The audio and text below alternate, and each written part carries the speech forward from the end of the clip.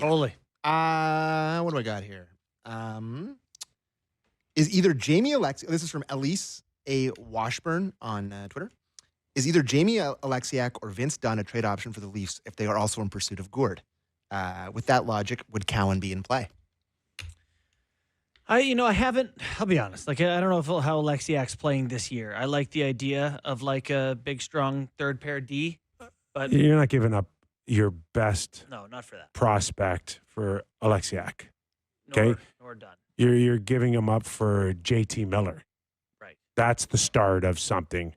But I do not see Seattle bailing on their blue line. They like their blue line.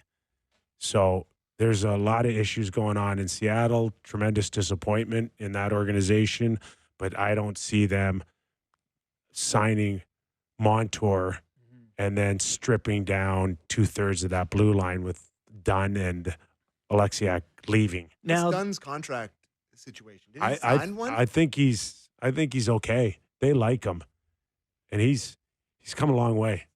yeah, no, he's plays top pair minutes for them. He is making $7.35 this year and 2 more seasons Holy. after. He's 28. That's a big ticket. Pretty big ticket. Pretty good player. Yeah, he is. The one thing that we talked about before we came on air, just kicking around the Islanders, Scott Mayfield, you have your trade list. I do, yeah. It's a follow-up from one I had about a month and a half ago. Obviously, a few things have changed. I am of the believer, especially last night for the New York Islanders, who went into a homestand coming off 3 wins in a row, and then they get shut out by Ottawa. And didn't generate a good shot. It's over. It's got It's so over. And I do believe that Get him a Lipton brisk iced tea. there's going to be a handful of potential guys leaving the Islanders for some assets, and I have Mayfield as one of them. I know, Sammy, you've been hard on Luke Shen coming back Yes. here. Yes, I've mentioned it. I do believe that Mayfield is a type of guy, and you may even get the Islanders to eat some of that. But if you can get him up around $275, $3 million, I think it's a good pickup for a guy that has the ability to play anywhere between 4, 5, and 6 on your depth chart. Yeah, he's a long, legitimate defender. He makes $3.5 million. You may have to bring that down because But if you do, he's got 4 or 5 years left on it. yeah, it's till 2030, I think. So he's got years. But if you could bring it down to like you said, 2.7, and he's on your third pair, all of a sudden it's like, all right, that's like Philippe Myers, but the next level. He's like, under contract till 2030. yeah, He's 32 years old. he's one of those guys that's like, Oh, he a did Nick the Paul Engvall, thing. but he did the Engvall contract with him. Yeah, except the Engvall one is a joke, and this Yeah. one's just. Well, the length of it. Yeah, the length of it's not great, but if the hit were lower, you'd be less concerned. Yeah, the other concerning thing is there's been a significant drop-off on Benoit as well. We don't expect him to be in the lineup tomorrow night against the New Jersey Devils. I didn't like him off the Duchesne penalty kill there with the between the legs and the crease. Yeah, want him tighter on him there. Oh, yeah. He's just caught in no man's land. Tough, too. Like, he's a guy who has said himself, like, he doesn't know another way to play, so he's kind of all out 82 games, and maybe that's tough. So a couple of games in the press box maybe wouldn't hurt him. One more from the mailbag. Justin Wagner on Twitter. Why haven't Domi and Matthews been given a legit chance to play together this season? It was a combination that worked all last year. Then you can split up Marner and Matthews and add more depth to a struggling lineup. How many games they played together last year? Do we know? They Well, played first of all, I mean, Matthews just hasn't been around long enough where you're going to kind of – I think it's there. I think tried that's it last night. I think they were that's down 4-1. They tried it. Yeah. I still think when things kind of even out a little bit and you start getting back to, your tougher winning hockey for the Leafs, there's going to be opportunities for Berube to put them together. What are we thinking about Domi and his season to date here? Like, 3 goals, 15 points. I know he's a guy we like as a person, and he works hard, and he's got a great edge, and he's a good Maple Leaf and all that. Yeah. But you're paying him almost 4 sheets. No, you need more. You do. You need more. You can't get no points. He had no points in the month of November. He had a better December with a little bit of a run, but this month he's no goals, 2 assists. Yeah, and he got smoked last night by Dumba. Good hit. Really good hit. I- But I just think to speak of the lack of energy for the team, I wasn't thrilled with their response. It's We've hard talked to. about this. You have to fight everyone who throws a No, good you hit. don't. But you got to go and tell somebody, Max F you. followed and- him and said, "Hey, Uh, please stop." It's also really hard to have any physical response to a guy wearing a fishbowl. Yeah, it's almost like you shouldn't be allowed to throw big What- hits. like, if what you do want to you- play what do the you fishbowl, you just can't throw you big know how hits. fast I could get my fingers in that thing and rip it off his face? But like, Do you know, have any It's a idea? really good I point. understand that that's a hit you got to take 10 times out of 10. He's coming over the center ice line, has a Has the puck. looking Eligible to be straight hit. down. Like that's a guy you got a bird cage or a bubble, whatever. You got to take that hit. But after you hit it and you're like face to Yeah. face with him, you're like, well, I don't know. Cage, you can't hit me. It's like, well, Okay.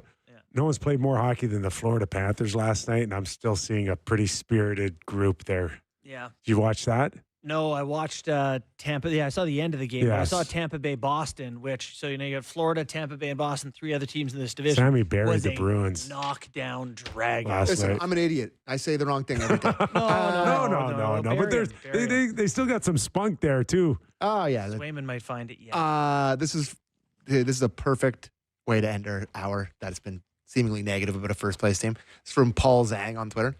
Why should we care? We all know how the movie ends. Oh, so first off, the first place team Is that thing I your want to burner address. account? 102 points last year. This season, they're on pace for beep, boop, beep, 102 points. They're Wow. the same team. The rest of the division is just worse.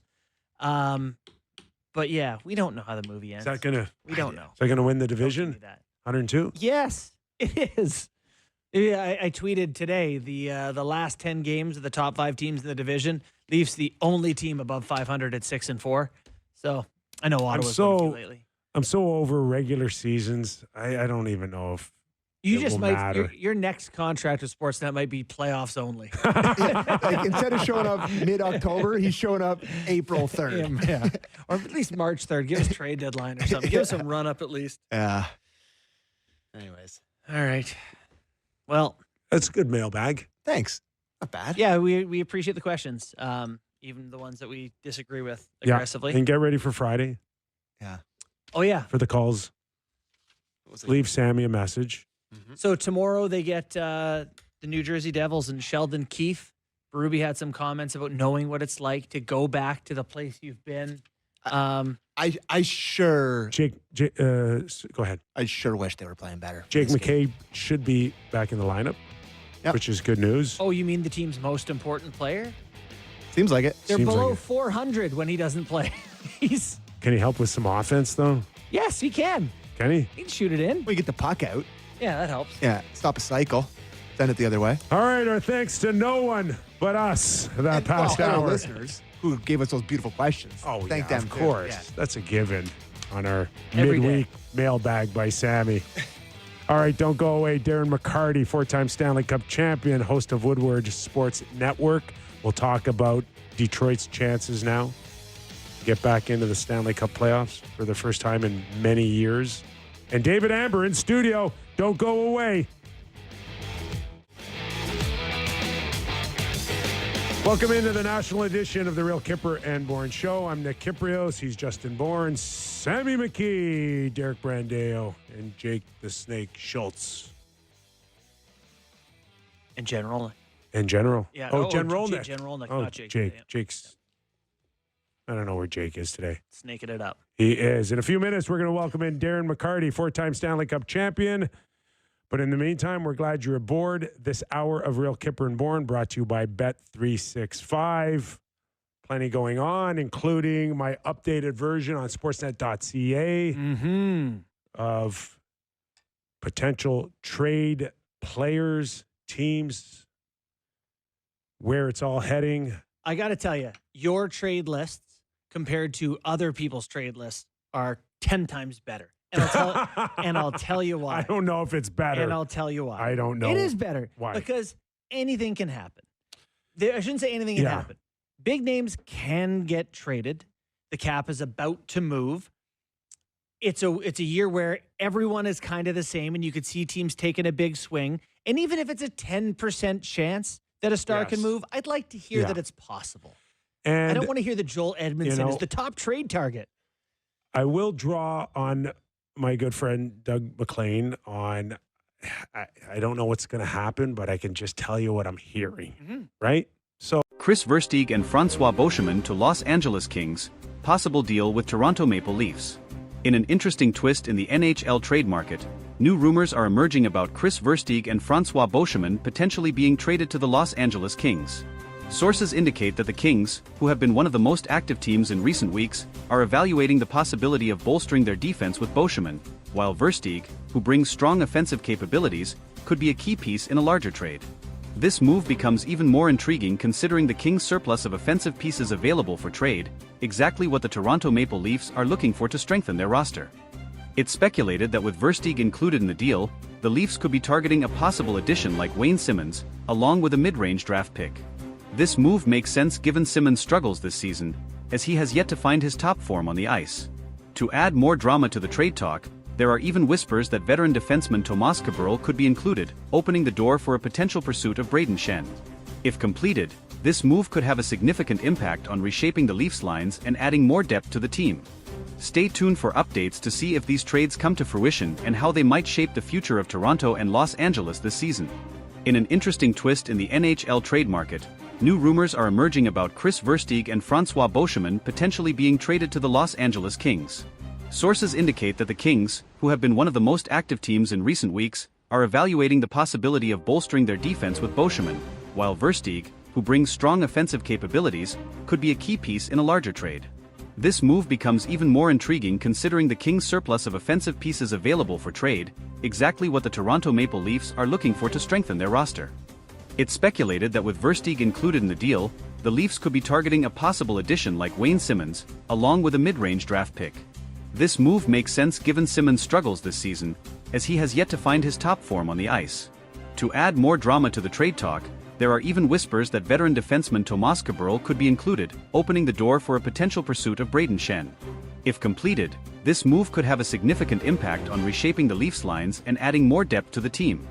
The Kings' situation is complex, as they are in the midst of a transitional period. Their aging roster, which includes a core group that led them to several successful playoff campaigns in the past, has seen some struggles in recent seasons. While there's a clear need for defensive help, Los Angeles may also want to improve their offensive consistency in order to make a deep playoff push. The combination of Beauchemin's defensive reliability and Versteeg's offensive upside could help the Kings balance their lineup. From the Leafs' perspective, this potential deal is about retooling for the future. The team is in a position to compete, but they also need to solidify certain areas on the ice. Adding a player like Wayne Simmonds could provide the grit and scoring touch that the team has been missing. Furthermore, acquiring a mid-range draft pick could help with future team-building efforts, as Toronto looks to remain competitive while still developing young talent. The inclusion of Kaberle in the trade package could be a strategic move for both teams. The veteran defenseman, who has been with the Leafs for a long time, has seen his role diminished in recent seasons. However, his experience and offensive abilities could be a valuable asset for Los Angeles, who could use a steady presence on the blue line to help their younger players develop. The talk surrounding Brayden Schenn's potential involvement in the deal adds an intriguing layer to the negotiations. Schenn, a versatile forward, has shown flashes of brilliance but has been inconsistent at times. If the Leafs are able to land him, it could be a great opportunity for both the player and the team to find success together. Schenn's physicality, two-way game, and leadership could be exactly what the Leafs need to bolster their forward group. While the trade market can be volatile and unpredictable, these rumors suggest that both the Kings and Leafs are preparing for significant changes. For Toronto, this could mark the beginning of a new era, with a focus on adding more experience and depth. For Los Angeles, the trade could be a chance to retool and address some of the weaknesses in their lineup, while still competing for a playoff spot this season. Of course, as with any trade rumors, it's important to remember that these discussions are fluid and can evolve quickly. There are many moving parts in these types of negotiations, and both teams will likely have to weigh their options carefully before making any final decisions. It's also possible that other teams could enter the fray, further complicating the situation. In the coming days, fans of both teams will be watching closely to see if any concrete moves are made. The NHL trade deadline is fast approaching, and teams are scrambling to position themselves for a successful postseason. Whether this rumored deal materializes or not, the possibility of a major trade between the Leafs and Kings will certainly keep fans on edge as the season continues to unfold. The trade talks involving Versteeg, Boschman, and potentially Simmons or Shen highlight the delicate balance that NHL teams must strike between immediate success and long-term growth. Both the Leafs and Kings are trying to find that balance, and this rumored deal could ultimately serve as a